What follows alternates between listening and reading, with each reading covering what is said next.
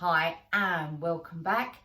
So we are looking again at the tennis ball inside a pair of tights that are cut down or a stocking. Reason we put that in there is it doesn't keep falling on the floor. Right, so what we're looking at today is primarily let's reduce low back pain and hip pain, and again quickly. So this is a way, again, you can carry it around with you, chuck it in your bag. It's inexpensive. You know, you can go to the pound shop and just pick up a rubber dog ball or a tennis ball, and you can use that. And I'm going to show you how we're using it on the different points of the body. But for today, low back pain, hip pain. Even when you're thinking about, actually, have I got a little bit of groin pain, this can help. It's really simple, straightforward, which is why I always love to share it with my clients, and hopefully it'll help you.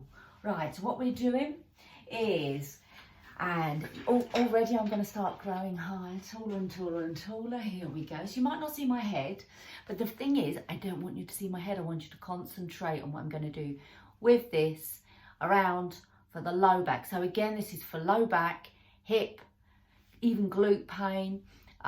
It can reduce quite a few symptoms.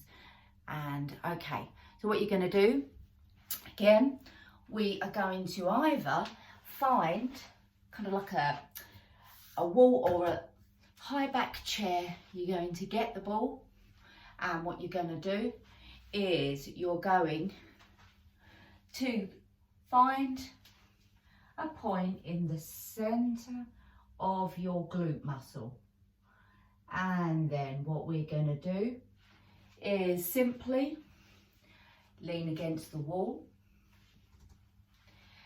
and just, now the reason why I'm doing this is if I kept moving, that ball would keep falling on the floor. So again, this is an easy release. I always say work on both sides. The body doesn't work in unison. When one muscle tightens, the other one tightens. So if we work together, if you always repeat that when we do any exercise or anything on both sides, then you can find that actually you're keeping the body in balance. So pop the tennis ball into the glute, and then just rotate, massage with the ball. And what I would suggest is find a point, like I can find right now, where you're feeling, oh gosh, I can start to feel that there is a little bit of discomfort. Hold it there.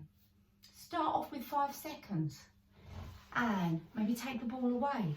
See how it feels. Now, I have people that literally can do this and then you're like, oh, okay, that feels a lot better.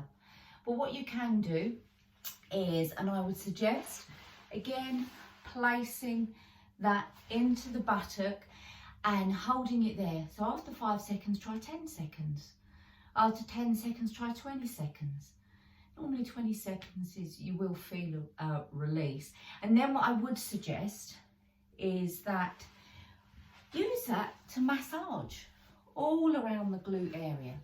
Now, with the glute and the buttock, and we're looking all around this area, but for the hip and everything, because the muscles, what happens is, and I'm not going to go into anatomy at the moment, so don't worry, but what you have is you have basically the glute muscles. A lot of people think, oh, it's just one muscle. There's a group of them, and they go across the glute, touch into the hip, and also you've got the superficial gluteus maximus. So what we're going to do for the hip pain part of it, just turn on the side. Literally, like if you were going into a calf stretch, yeah? Imagine you're going into a calf stretch, get your tennis ball, pop it on the side, have a nice stretch, and just again, roll that ball. Find that point. Hold it. And again, this one we're looking into, right into that hip area here. And again, the same principles apply. So, yeah, inexpensive ball, cut down, tights or stockings, and yeah, give yourself the opportunity to yeah, help you manage your discomfort pain. I hope you enjoyed it. If you did, just yeah, hit the follow. Take care.